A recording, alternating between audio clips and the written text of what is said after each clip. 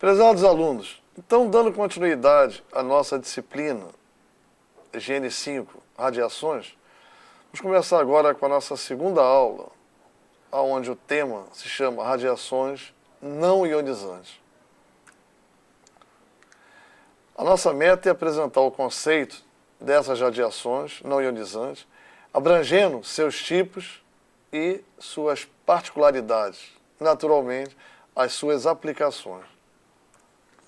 O objetivo desta aula é que, ao final, você deverá ser capaz de definir o que são radiações não ionizantes, explicar o que são radiações tipos ondas de rádio, radiação infravermelha, radiação ultravioleta e laser, apontar as características de cada uma delas separadamente e saber diferenciar os tipos de radiação ultravioleta.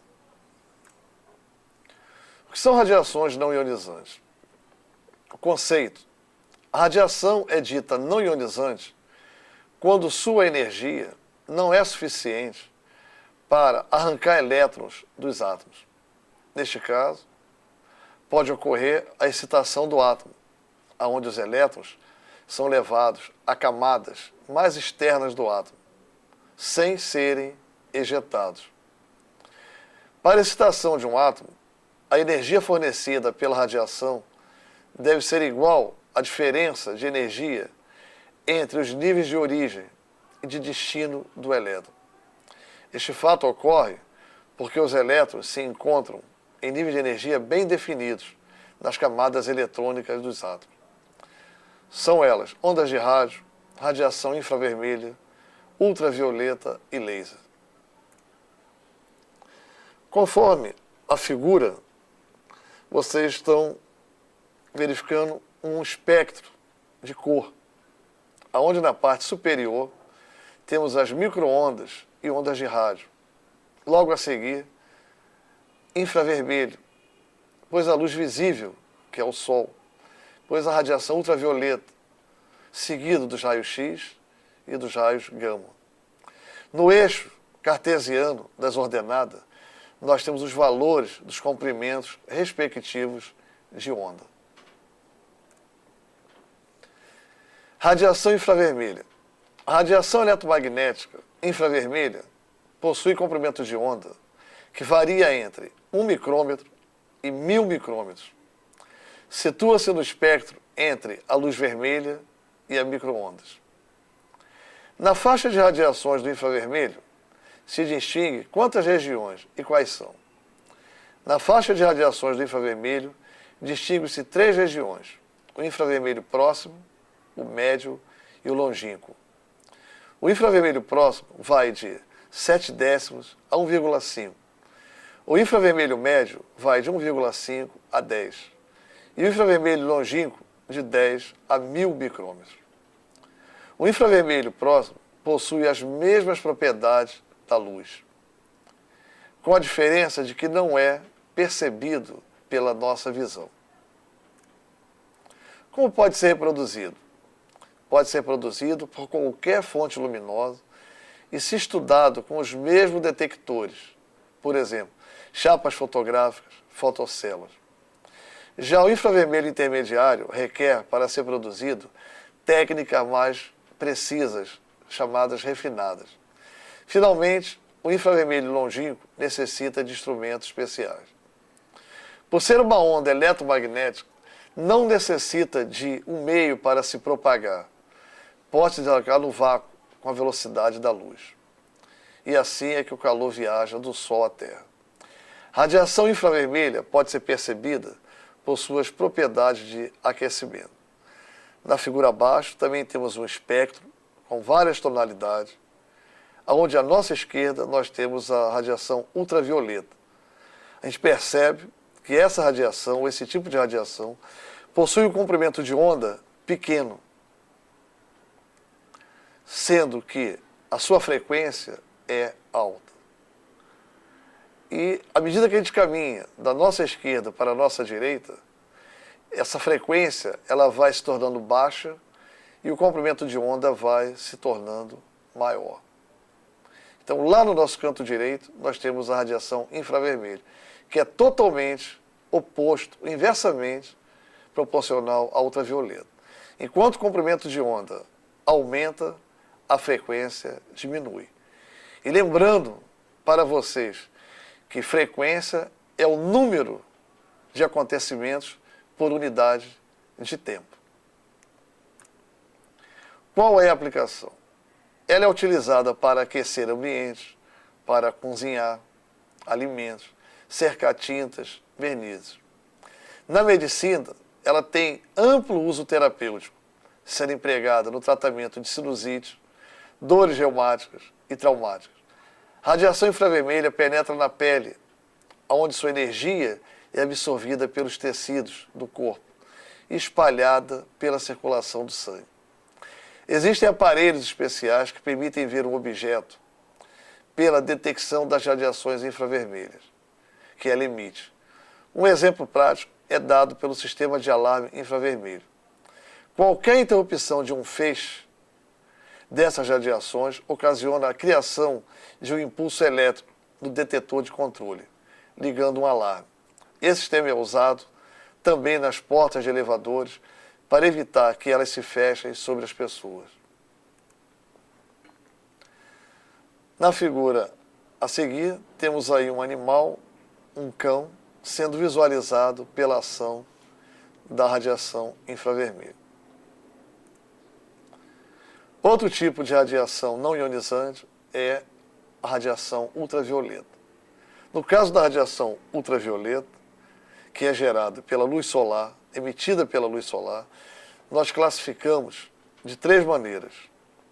As radiações ultravioleta do tipo A, radiações ultravioleta do tipo B e as radiações ultravioletas do tipo C. Esta diferenciação se dá em função da faixa do comprimento de onda, sendo o tipo UVC o comprimento de onda menor. Por isso, a frequência é maior. Se a frequência é maior, ela se torna muito mais energética e muito mais perigosa a nós, seres humanos. E a radiação ultravioleta do tipo A, ela possui um comprimento de onda maior. Se o comprimento de onda é maior, então a frequência é menor.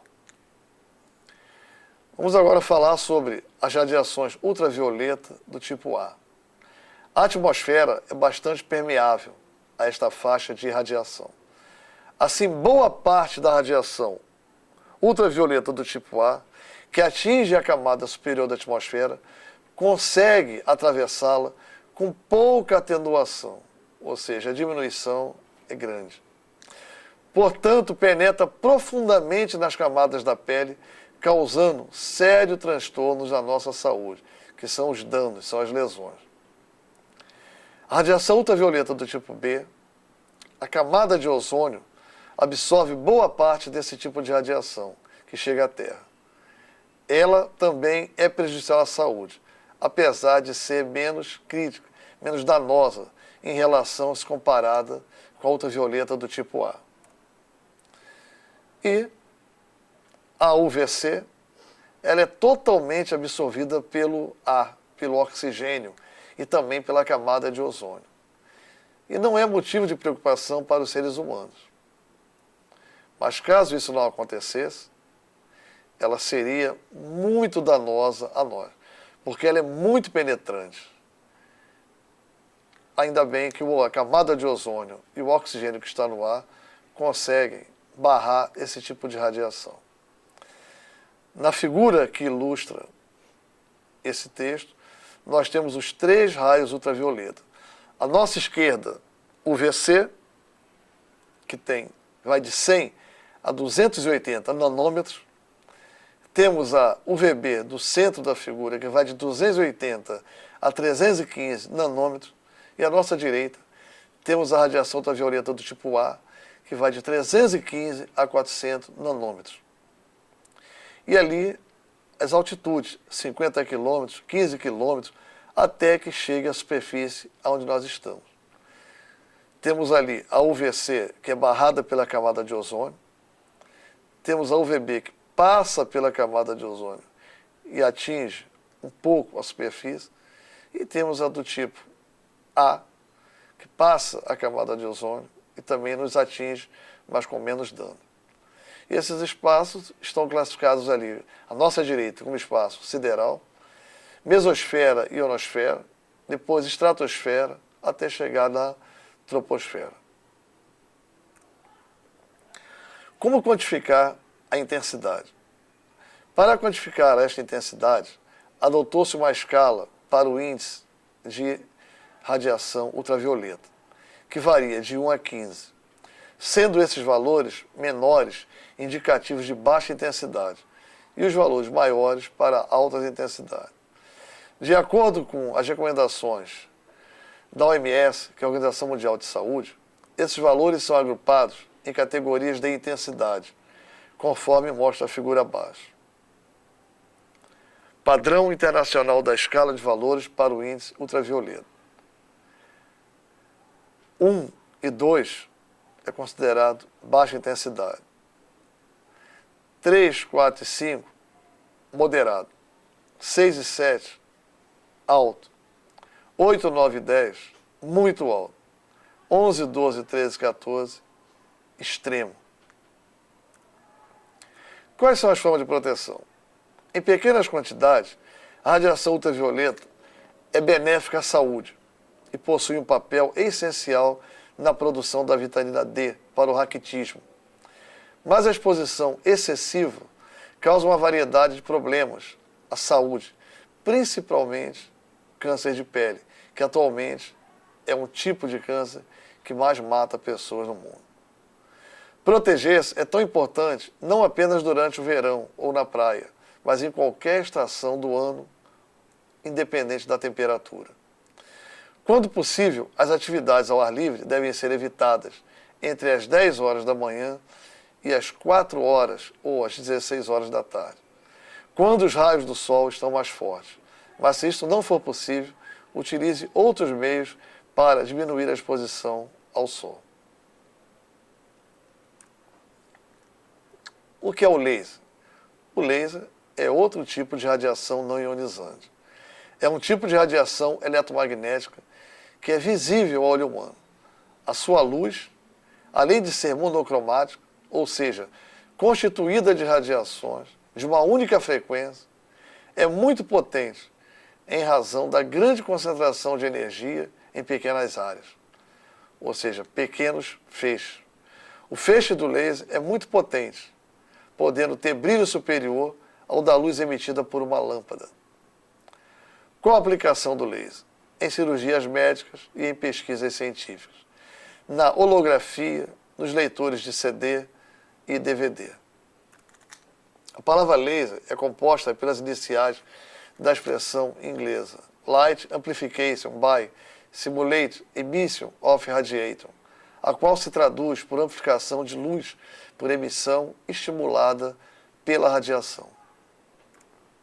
Na indústria, o laser de dióxido de carbono, chamado CO2, tem sido muito utilizado, pois possibilita um processo rápido de corte e solda de materiais na área de mecânica. O que são ondas de rádio? Ondas de rádio é uma outra forma de radiação não ionizante. É a denominação dada às ondas de frequência muito pequenas, até 1012 Hz, acima do qual estão os raios infravermelhos. As ondas de rádio são geradas por osciladores eletrônicos, instalados geralmente em um lugar alto, para atingir uma maior região. Inclui-se aí as micro-ondas, as ondas de TV, as ondas curtas, as ondas longas e as próprias bandas de AM e FM. O que são ondas de rádio propriamente ditas? As ondas de rádio propriamente ditas vão de 104 Hz a 107 Hz.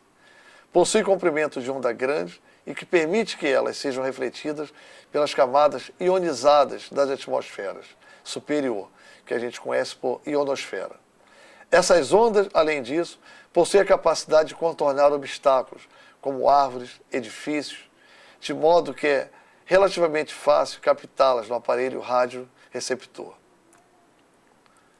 O que são ondas de TV? Ondas de TV as emissões de TV são feitas a partir de 5 vezes 10 a 7 Hz, ou seja, 50 MHz.